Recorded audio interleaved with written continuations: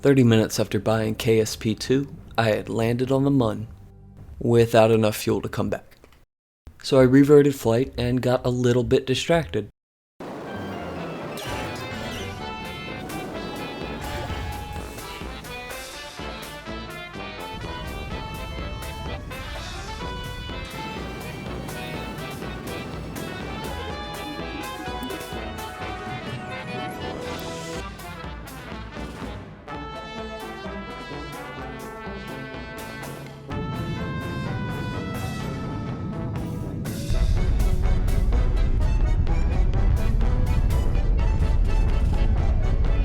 But it was time to get serious. I wanted to build a lander to take me somewhere and come back home. I wanted it to be simple, aerodynamic, maneuverable. So I built this. And after strapping some boosters to this thing, it's perfect. It's aerodynamic, it's maneuverable. It took me an hour and a half to get this thing into orbit. Alright, so this is the final flight of this monstrosity that I've created. I managed to get it into orbit on this flight with minimal front flips. In case anyone was curious, the first stage is made up of 7 of the S2-33 engines. Those are the Clydesdale solid rocket boosters. I believe that those are the most powerful rocket boosters solid rocket boosters they have in the game so far. The first stage also has the Mammoth 2 engine, one of those. And when the solid rocket boosters run out, there's still a little bit of fuel left in the Mammoth engine. So the solid rocket boosters will drop away, and then I'll fly a little bit more on the one engine that's left on that first stage. And then once the entire first stage drops away, the rest of the rocket and the rest of the flight is run off of 3 of the LV-SW hydrogen engines, the swerve ones. Those are the new ones. I really wanted to try those out. That's why I got to this weird design. The main body of the lander is the hydrogen tank, the giant spherical one. It's the one that holds the most hydrogen fuel. I really wanted to build around that and incorporate those new hydrogen engines. I've sped up the recording for the launch here by 1.5 times. I did that because it seemed like, for my PC, it can't run this game amazingly, and 1.5 seconds would pass, where 1 second of in-game time would pass. I also didn't want this video to be crazy long. I'm realizing now that probably makes the gameplay audio, especially the music, sound a little bit strange. I'm going to turn off music for parts of the flight for next time I'm recording. Lesson learned, I guess. I'm going to start speeding up the footage a lot more, especially on the boring parts of this flight. The parts where I'm just messing with maneuver nodes and trying to get my trajectory for landing correct with the Mun and Minmus. In this game, I found it a lot more difficult than in KSP1 to fine-tune trajectories coming into different bodies. Like, for instance, in KSP1, I found it really easy to just make tiny burns in space, look at that line that was my trajectory going to the moon or going across or near the moon, and just fine-tune my periapsis there and get it to where it was within 15,000 meters, 10,000 meters, something like that. But in this game, I just wasn't able to do that. It might be because I'm just not used to this interface, and after playing with KSP2 for a while, I'll get used to it, and it won't be a problem anymore. But for now, it does seem a little bit more difficult to fine-tune trajectories in this game as opposed to KSP1. We'll see if that changes, or we'll see if I just get used to how to play this game. Alright, so we are flipping quite a bit right here. I just could not seem to control this thing. This thing is a huge spacecraft with, I guess there's just too much weight up top. But we managed to get this thing into orbit, like I said, with just a few front flips. So after I get this thing into orbit, you'll see me mess around with the maneuver nodes like I was talking about, and then we will be on our way to Minmus.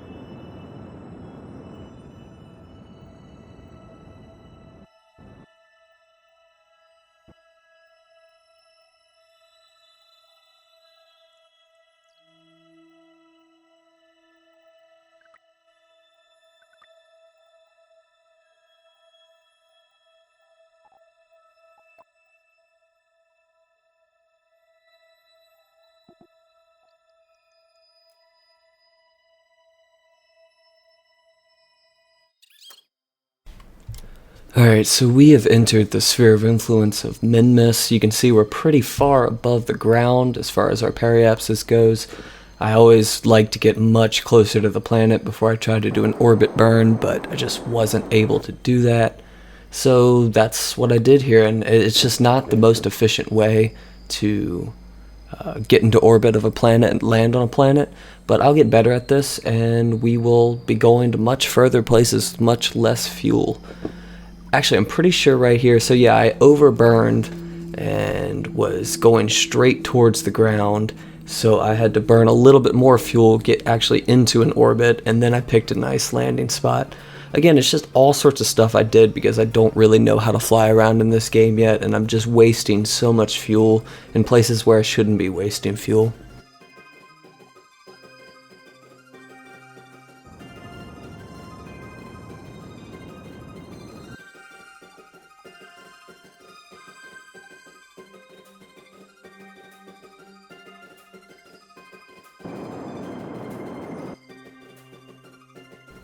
So now our trajectory takes us straight to the ground of Minmus, which is exactly where we plan on going. You can see how pretty Minmus looks. I mean, all of the bodies in Kerbal Space Program 2 look amazing. The game developers did a really good job. So I've been to Minmus, and you'll see later on in the video we go to the Mun. I've also been to Duna.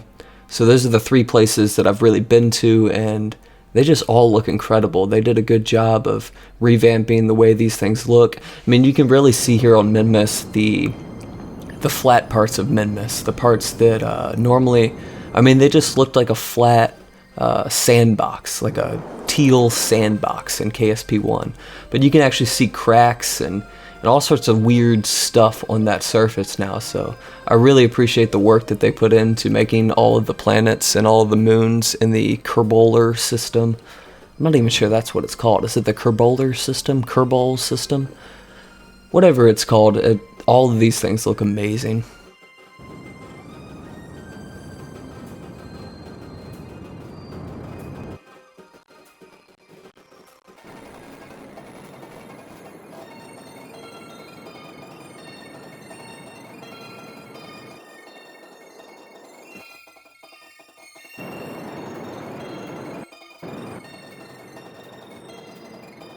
Here we are landing on Minmus. I've reduced the thrust in the engines quite a bit to help me actually land. I'm going to do the same thing when we get to the Mun. But yeah, here it is. I'm going to get out of the spacecraft, go down the crazy little path of ladders that I built along the spacecraft. By the way, that took me forever to set up. I really wanted to use this ball fuel tank as part of the body of the spacecraft, but it took a while to get the ladders in a way where I could actually get onto the ground or get back up. And I'm not even sure it actually mattered that much. So I mean, I did a lot of work. So I built the craft and I launched it, and I just made sure that I could get out of the command pod and down the ladders and then back up the ladders, and I did that while I was still on Kerbin. So I did that to make sure that when I landed on the Mun or when I landed on Minmus, I would be able to get in and out of the craft.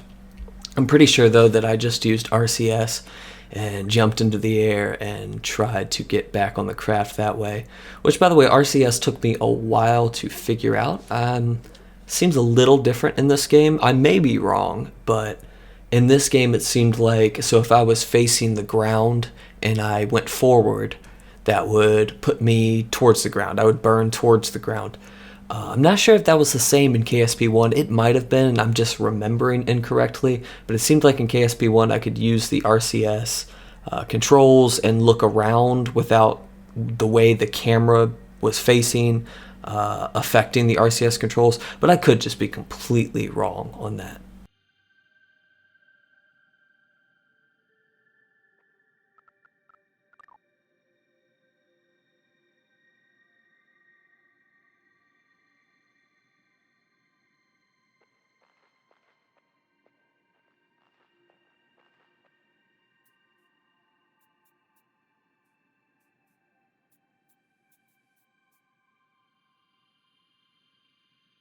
Alright, so after a little walk around on the ice cream moon, and of course planting a flag, we are ready to be on our way to the moon.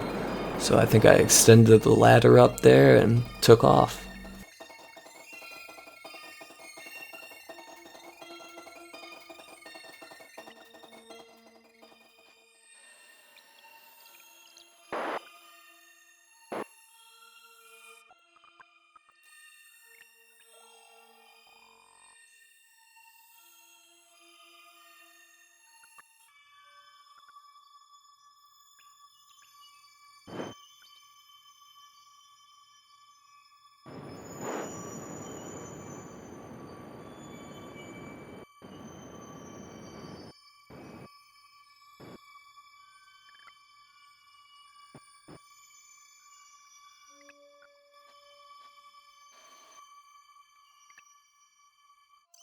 After a little bit of difficulty with getting a encounter with the Mun, I managed to do it. And here's another example of me just not knowing how to fly in this game. There's a straight line path straight to the moon. I didn't go around the moon, get into an orbit. Didn't do any of the fancy stuff. I just encountered the moon, went straight down into it, and I could have, of course, fixed that path. But I just didn't. I said, you know what, whatever. I'm landing on the light side of the Mun, so I'll have plenty of light. That's a fine landing spot. We'll just go with that. And after time warping a little bit closer to the Mun, you can really see the detail on the surface. And I really appreciate, like I said earlier, the detail that they put into these planets and the moons. The detail you can see from far away is just great. I have a telescope right beside me on my desk, and this just looks like the moon when I look at the moon through my telescope. The Mun in KSP1, it looked nice, but it just didn't really actually remind me of our real-life moon, and this really does. So kudos to the team over there that made this game. This looks amazing. After landing on the Mun, I of course got out of the spacecraft, planted a flag, looked around for just a little bit, and got a nice screenshot for the thumbnail of this video. And I don't have any more commentary for this flight, so I'm going to cut the commentary here. I really appreciate you watching if you've watched up until this point. The rest of the footage is just me heading home back to Kerbal, so if you'd like to watch that, then you can. And yeah, thank you for watching the video.